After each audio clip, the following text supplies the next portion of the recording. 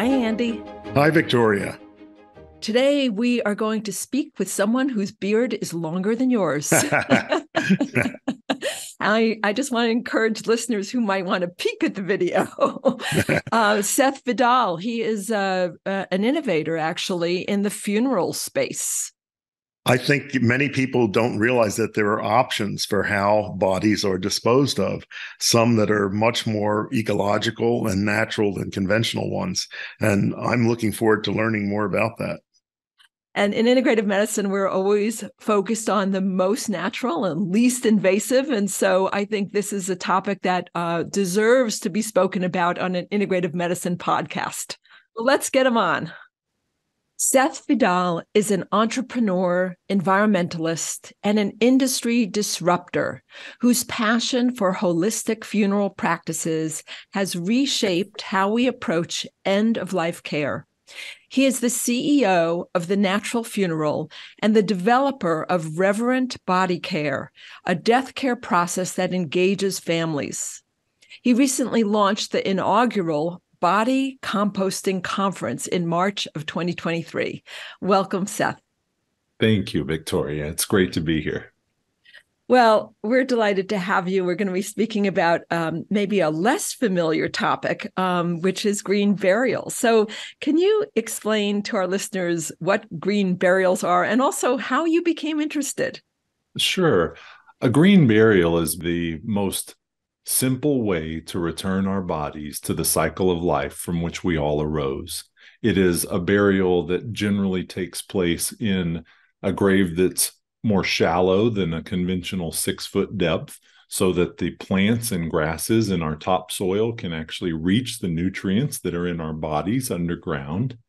It generally takes place in less merchandise, meaning maybe not a casket, maybe a simple shroud.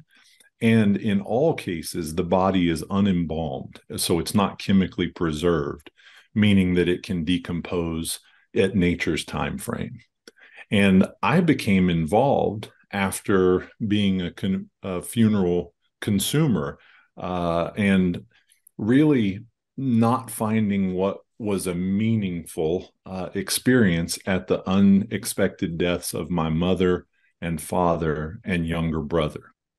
I wanted to find a way to connect back with nature.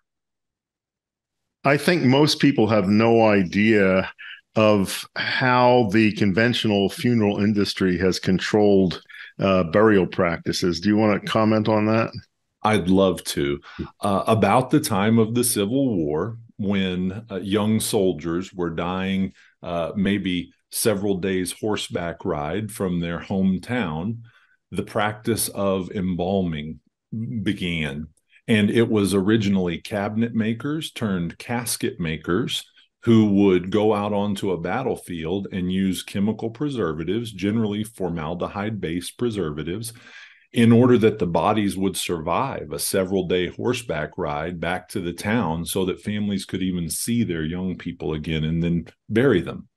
And as happens in this country, when we find something that we can commodify and that we can productize, we don't let go of that very rapidly. And an entire industry was born. Abraham Lincoln was embalmed and taken around the country so that people could see him and experience him. And that became a customary practice that really replaced a tradition that we've known about for tens of thousands of years, which is when a member of our family or clan or tribe dies, we grieve, we return their body to the cycle of life, and we understand our connection with nature. Is it true that the funeral industry has successfully lobbied to make unconventional burial practices illegal? Somewhat so. There are generally ways that folks can have some style of green burial. We call it shades of green. Some rules are law-based, some rules are local regulations, but most rules have to do with the cemeteries themselves, who have put in place a rule that says, for example, a vault must be used around a casket. And that vault is generally for the purpose of not allowing the ground to cave or settle as the body and casket naturally decomposes. It allows that nice flat surface for a lawn that is watered and manicured and mowed to maintain its pristine surface. But it doesn't really serve a practical purpose, and it certainly obstructs our contact with the ground. And vaults and caskets are quite expensive. Well, of course they are, and they can range from a few $1,000s up into the tens of thousands of dollars, Andy. One reason I know that vaults are used, for example, in California is because earthquakes have sometimes disrupted cemeteries. And if people are attached to a burial site, you may not actually know where your loved one was buried anymore as the ground shifts and people's remains move around. Sometimes I think my understanding with green burial, there may not actually be a site marker. It may really be a return to nature, where an acknowledgement that, maybe this general vicinity, but not a very specific piece of, let's use the words I've heard used, real estate. That's right. A headstone is a traditional way that we've come to mark our grave sites in this country and in many countries. Yesterday, I had the privilege of serving a family at a beautiful aspen grove, which is on their private property. And we dug a grave there, and the matriarch of the family was returned to the earth naturally. And the way that we marked that is that the local sheriff came out and he marked with his phone the GPS coordinates. And so the marker in perpetuity is not something that is physical, but it's an information piece, which will be recorded on the property deed that says at this GPS coordinate, this person was buried on this day. Can you tell us about the different types of natural funerals? I'm lucky to be with a group called the Natural Funeral that tries to afford families the option to return their body to the earth in the way that they choose, not the way that we choose. And that means there's a pretty broad menu of options that we offer to families. Those are, of course, green burial, and we provide conventional flame cremation. It's the most affordable, rapid, safe, and effective form of disposition that the majority of people in the country now turn to. About 60% of American consumers choose to be cremated. But on the rising trend are some ecological options. One of them is called alkaline hydrolysis or water cremation. And that's where a body is placed in a tub with a small amount of water and alkaline compounds. And over about 3 to 4 hours, the soft tissue and the organs of the body are converted into a liquid form. And that liquid form is something that we neutralize. And of course, it's a sterile liquid at the conclusion of the process. We neutralize it, and then it's a nutrient-dense liquid that can be offered back to the earth. Another new and emerging technology is called terramation or body composting. And that is a 2 to 4 month process where the body is surrounded by wood chips, straw, and alfalfa, and the natural process of composting or decomposition occurs. And the body is returned to the family in the form of a living soil. You match that with private land burials, even open pyre cremations that we offer on private land. And there really is quite a lot for a consumer to choose from. I first heard about human composting, I don't know, maybe 5 or 6 years ago. And I told my children, when I die, I want composting. Andy, have you thought about how you would like to have your remains taken care of? Yeah, I had sort of reflexively put down cremation, but the more I thought about it, body composting appeals to me much more. And I'd like to hear what Seth has to say about the ecological consequences of cremation. Yeah, it's an amazing reason that people are shifting their perspectives. So a flame cremation consumes quite a bit of natural gas in the 90 to 120 minute process. Two flames operate at about 1800 degrees Fahrenheit, which consumes about the amount of natural gas that it would take to power a vehicle on a 500 to 600 mile trip. And in addition to that, the body, which contains some spectacular nutrients, is simply consumed and converted to a gas sent out a smokestack. And as you can imagine, that creates pollution. By comparison, the process of terramation uses very little energy, and it's in a closed system that produces no emissions or pollution. And when we combine the body with wood chip, straw, and alfalfa, and we create a soil out of the body, then what we're doing is we're sequestering carbon, and we're creating something that is actually a net benefit to the earth. So if I opt for terramation and I die in Arizona, can I do that here? Not yet in Arizona. There are 7 states where terramation is currently legal, but it's only practiced in 2.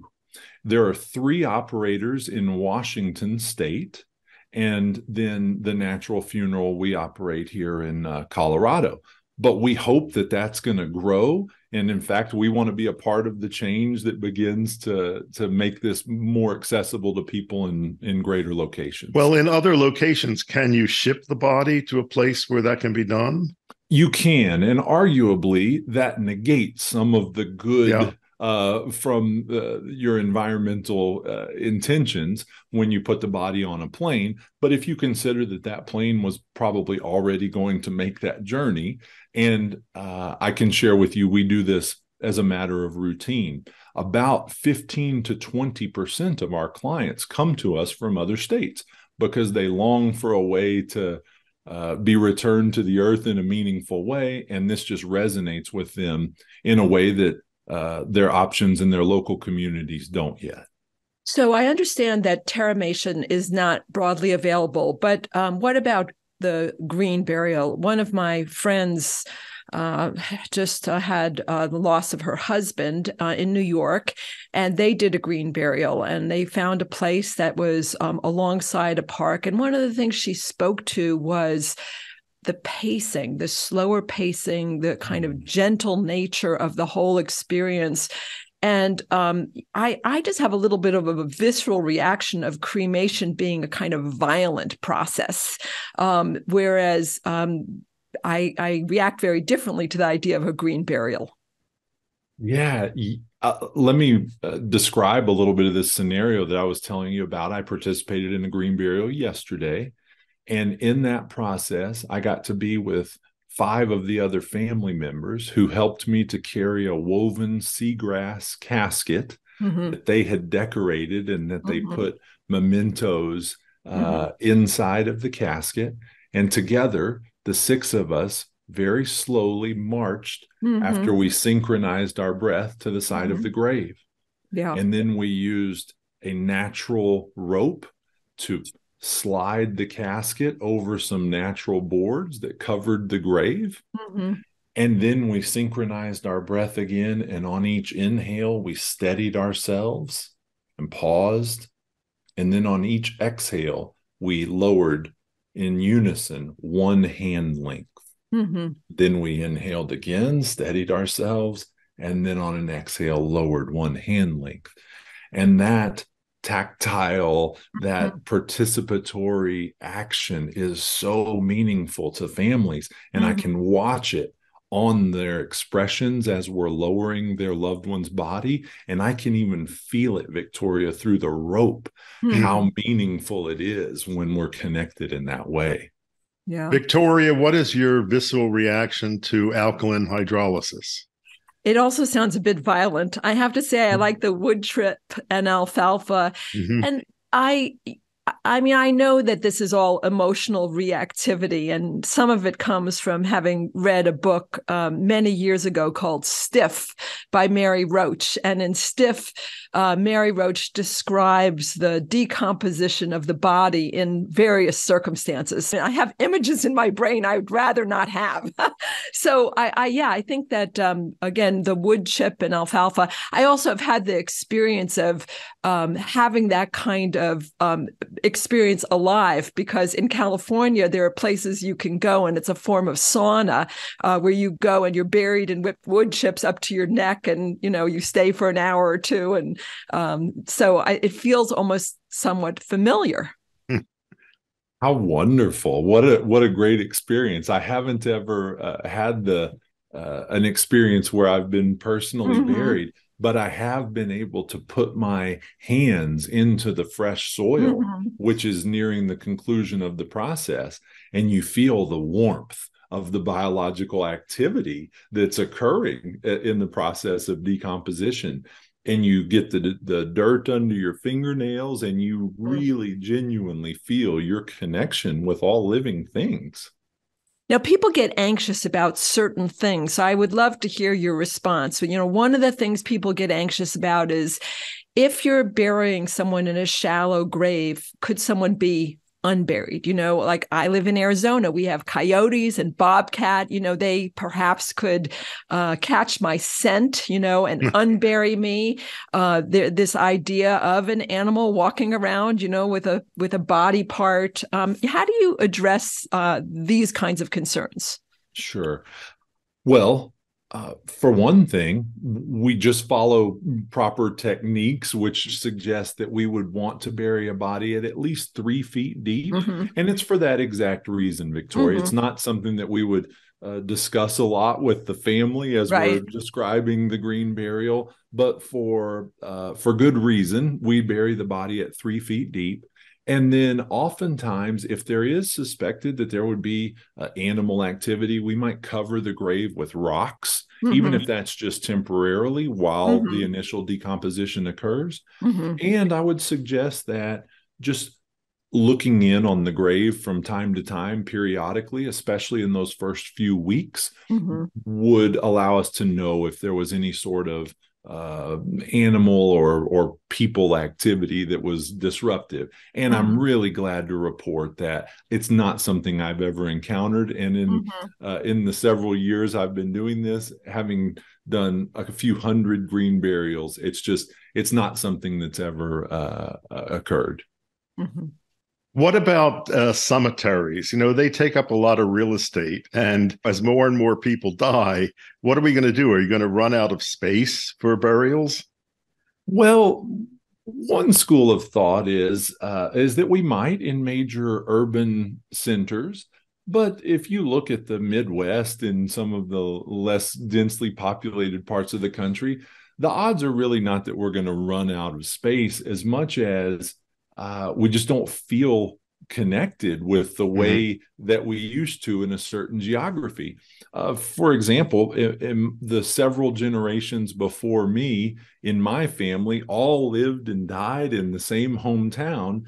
And I was one of 9 children, and very few of us stayed in the same hometown. We've become more nomadic, more globally based. And so having an anchor spot that we come back to has really become less significant than understanding our connection with all things. A part of my funeral service was informed by having buried my own parents.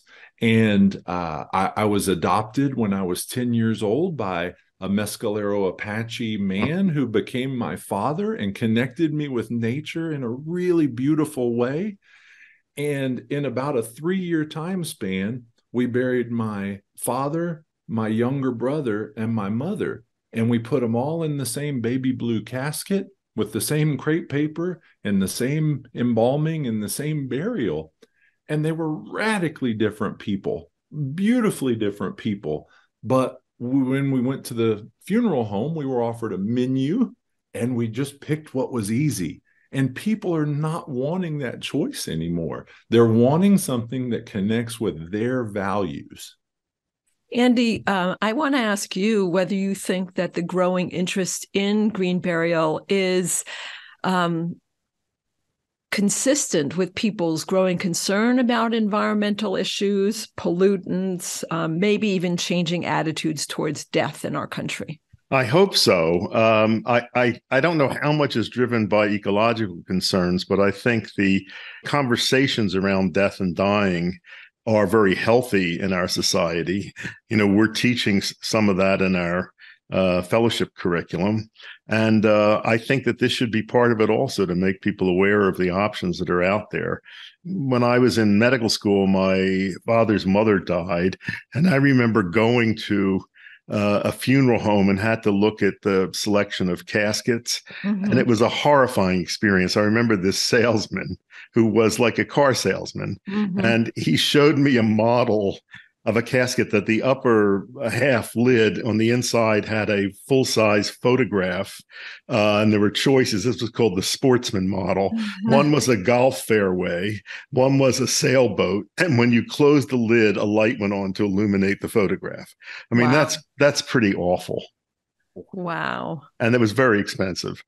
I've heard horror stories of people being in those selection showrooms, and of course you start with the lower end model, right, before you get to the really ornate model. And the question somewhere along the way is, how much did you love your person? Exactly. You're made to feel bad if you select the cheap model. Right.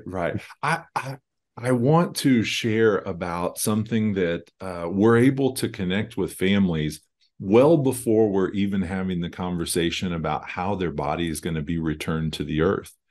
And it's something that we do called reverent body care. And it is participatory with families. And as a funeral home operator, if I'm going to separate someone from their hard-earned money in service to a death that has occurred, well, I want it to really connect with a value that we're delivering to that family.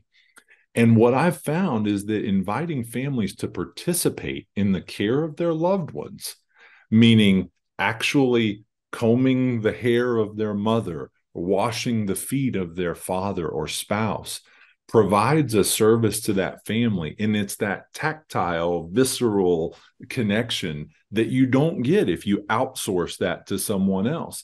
And along the way, when I reflect on what was missing when I buried my parents and younger brother, it's that I wasn't a part of serving them. I wasn't connected with returning their bodies to the earth. And inviting families to do that is maybe the single most profound gift that we offer to people. Yeah, that's a really beautiful, but I think not always easy thing for people to participate in, washing the body of the person who has died and participating at that level. I want to go back to the more profane, which is Andy was just describing the salesman tactics of buying a casket. But I think people may want to know, how expensive is it to have this kind of burial, and how does it compare to the cost of a more typical burial in a cemetery? Sure. The average cost of a burial in this country is $9,420. And that is exclusive of the plot or the real estate where the body is buried. But that would be for the service, generally for embalming, for a casket and a vault. And caskets that are used in conventional burial can range from a couple of thousand up to $50,000. And vaults can range again from a couple of thousand up to about $45,000. In a natural burial, generally a very simple casket or no casket at all is used. At our funeral home, our caskets are one price. They're $1,500.